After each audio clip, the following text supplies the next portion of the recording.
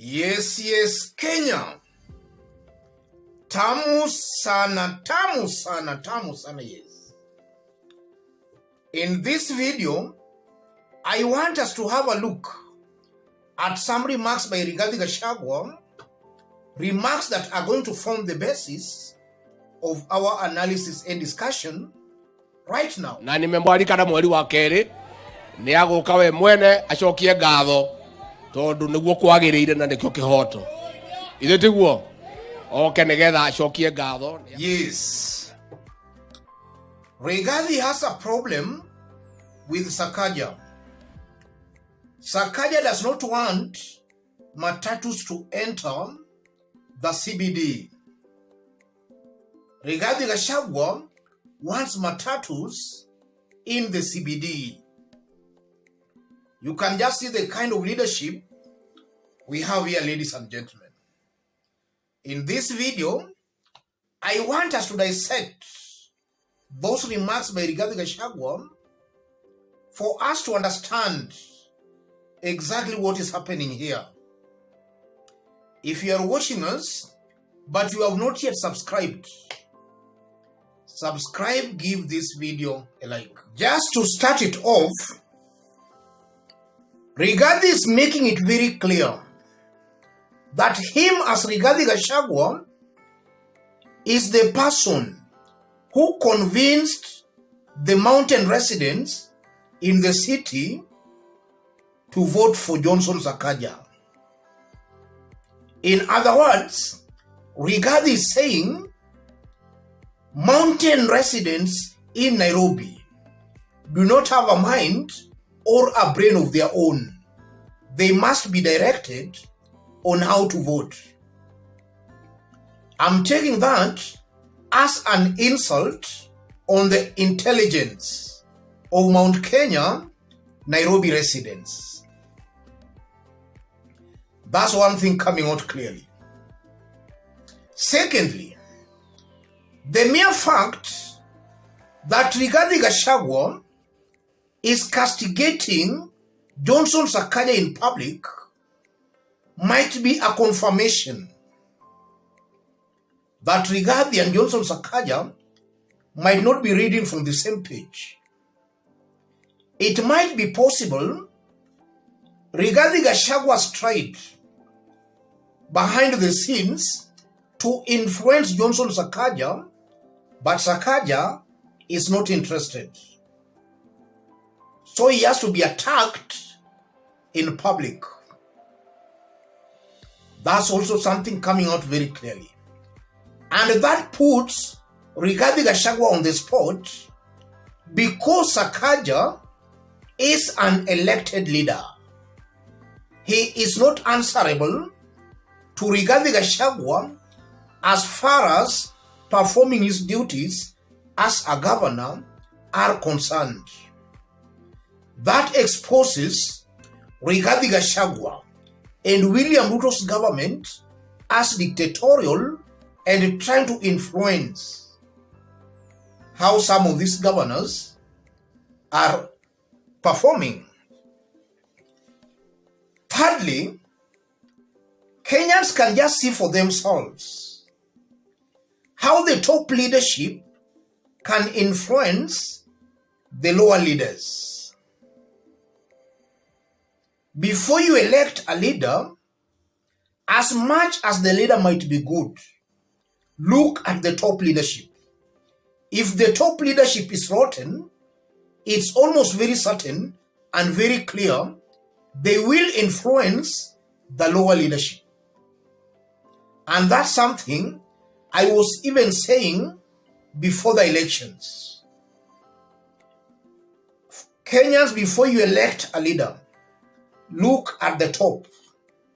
If the top is rotten, as much as a leader can be good, but as long as the top is rotten, that top can actually compromise the good leader at the bottom. So, party affiliations are very important before you elect a leader. And you can just see now this aspect of Rigathi and Johnson Sakaja. Rigathi trying to force and to dictate to Johnson Sakaja. Another thing coming out clearly, I'm seeing a Rigathi Gachagua who is out of touch with reality. And I'm saying that because Nairobi is not about the mountain residents. Whether the mountain rejects Sakaja or not, Nairobi residents themselves can still support Sakaja and he will win.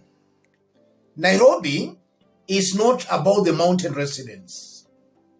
So Rigathi Gachagua and their team, they should not bring their mountain politics into Nairobi. Nairobi is cosmopolitan, and a good majority of Nairobi residents can actually beat the mountain, even if the mountain was to vote to the last person for a candidate. Yes. Nairobi residents can still beat them. Another thing I'm seeing here, Johnson Sakaja has looked at the Nairobi political dynamics. He is trying to align himself with the majority. That's what I'm seeing here. Sakaja has actually looked at the way politics is unfolding. He is trying to align himself with the majority. And I'm saying that because if you look at the way Johnson Sakaja has been performing for the time he has been the governor, he has actually brought the entire leadership, Nairobi Assembly leadership together, both in Azimio and in Kenya Kwanza, bila ubaguzi. And on that, let's give it to Sakaja. He has actually tried to bring everybody on board.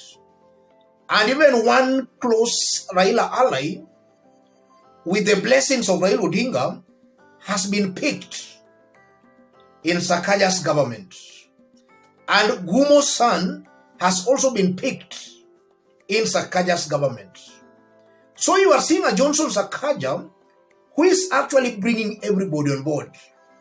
And I personally believe that Sakaja's closeness to the Azimio Brigade, that's exactly what is annoying Rigathi Gachagua.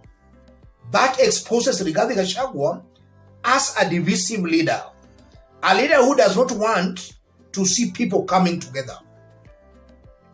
That's exactly what is happening here. As I conclude, Johnson Sakaja should remain firm. If you do the right thing, Nairobi residents will re-elect you. If you go the Rigathi way, you are going to be rejected by Nairobi residents. Do the right thing, Nairobi residents will re-elect you. Let me stop it there, ladies and gentlemen. And even before I stop,